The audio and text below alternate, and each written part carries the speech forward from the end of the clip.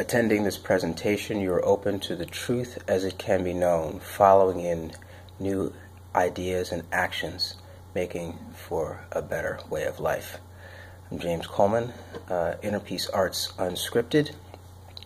Check out the blog, innerpeacearts.wordpress.com, Facebook and Twitter at innerpeacearts1, and email me at innerpeacearts@wordpress.com, and subscribe to the YouTube channel.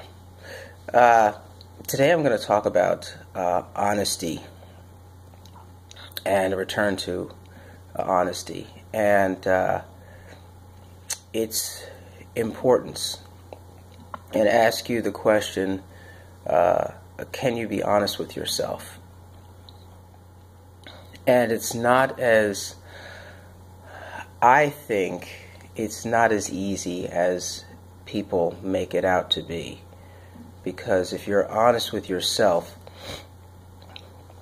it causes you to basically call out every inconsistency that you see. People don't like, in general, inconsistency. And so they will rewire things to appear consistent. And that rewiring often includes lies. I mean, you just take an easy one, which would be racism, right? That's clearly infused with lies about the nature of other people, and yet is readily accepted by many as fact, accepted by generations as fact. But I'm not really going there as much. I mean, that's big, that's cultural, and that it is a problem, and it's part of honesty. I want to bring it down a little bit. I met a guy, we'll call him Shlomo. I like that name. I've always liked that name. I thought it was interesting.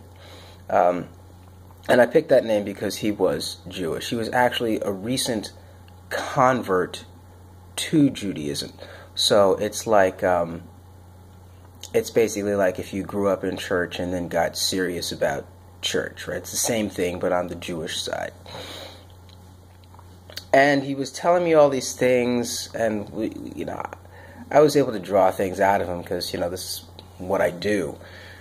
And he shared a story about how he knows some cardiac surgeons who suggest that you don't get straight up in the morning, that you stay in bed for at least 11 seconds before you get up, and that's healthy for your heart. Okay, that's fine. And then he mentioned that there's a prayer that you're supposed to say in the morning that was 11 words long. And then they made the connection that, hey, this 11 seconds is equivalent to the 11 words. And at first it's like, oh, okay, that's cool. And I noticed the pattern, right? People are pattern making, pattern finding, pattern creating, even if the pattern isn't there. And that's kind of where I'm going. Is that 11 seconds and 11 words don't equate. Like, if you speak, right, if you've written down if you're writing a speech, you usually typically go about 150 words per minute. Well, that's at least a little less than a half a second per word. So an 11-second prayer should be 5 seconds, 6 seconds to say. And yet this connection was made between the prayer and this scientific fact that was justifying of their belief system. And I was like, wow. And listen, I know I have done this myself. I think I grew up doing this. I think this is one of the things that music does. People find themselves in a song and they try and fit their life to fit the what the lyrics are saying, And oftentimes the song doesn't work, and you kind of work it around. And I know I've done that a lot in the past, looking for this meaning, looking for that hard thing that's going to justify me, just that's going to externalize what's going on. But it's not honest. And another thing I wanted to mention, which I had come across, was this notion of someone had said there's a bell curve of how much weird stuff people will take from you related to your age. So like when you're young and you're old, people will, deal with your weirdness. But in between, notice, in your productive years, and the years where you're most able to deal with and manage material, people are unwilling to deal with your radical thoughts and your honesty. And I'm picking out honesty as part of that, right? That's why some people say they love kids. They love kids because kids just say it like it is and are not mean about it. And then we have in the Christian tradition, is that a word? Christian tradition. Jesus says, bring the kids unto me, and unless you're like them, then you won't get into the kingdom of heaven.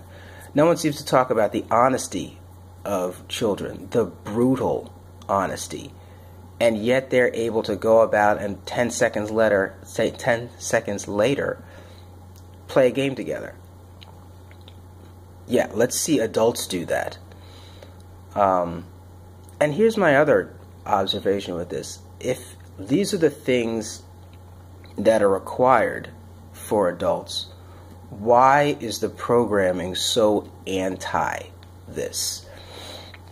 I don't know. I mean, I can't get into why. I just can say that there must be alternative ways of life such that that programming doesn't take hold in adults at all, because we know the undoing is very difficult, and it's worth the undertaking, of course, but I think our responsibility as adults is to make it easier for the next generation to not have to undo things that we know need to be undone. And what are the specific practices that need to be done for that? I'm actually starting to get this list of practices. And one of the things that I taught my son is to start to see himself doing things. So he looks at himself, watching himself doing something. So immediately now he's learning how to take this position that's essentially without emotion and looking at himself. And I can see it starting to manifest as he gets older. He still gets, listen, he's a young boy, so he still gets upset. But I can see the cognition starting to kick in of like he expresses a reason, expresses it clearly, and you can tell that it's thought through. I'm like, wow, that's pretty cool. Anyway, back to honesty. The honesty of the kids, right? Can we be that honest? Can we take what comes in and honesty, like our experience of truth, is going to grow, right? Because it's contextual and the contexts change. We change. We see more. As we see more, we're able to be more honest. And I'm not talking about being honest to the not recognition of people's feelings, right? In a certain sense. Being as diplomatic as possible, I think, is the best way to go until we can actually have a culture of free agents where radical honesty is not, And there's a book on radical honesty. I'm pretty sure if I didn't read it, I skimmed through it. But that's what I wanted to share. Can you be honest? Are you willing to be honest? Are you willing to take, those? Here's the other piece that I wanted to add in with being honest. As a human being, you can take any meaning any feeling and attach it to anything. So you can take any, and I'll bring this up again because 10 seconds on this is clearly not enough. Any feeling that you have, you can attach to any situation, any stuff, right? There's feelings and stuff. Well, if you can do that, you can attach powerful feelings to things that are inconsistent, to an expression, to a set of circumstances that may or may not be, and make it seem as though the underlying logic supports your agenda, when in fact the underlying logic does not support your agenda. And that's the difficulty. So this is James Coleman, Inner Peace Arts Unscripted, scraping away at these little things that keep us from being free, because we are on a path to a new freedom. I like that. Yavarechecha Adonai v'yishmerecha, Ya'er Adonai panav elecha v'chuneka, Yisa Adonai panav elecha v'yasem lecha shalom. In distinction, thanks be to stream, in stream, by stream.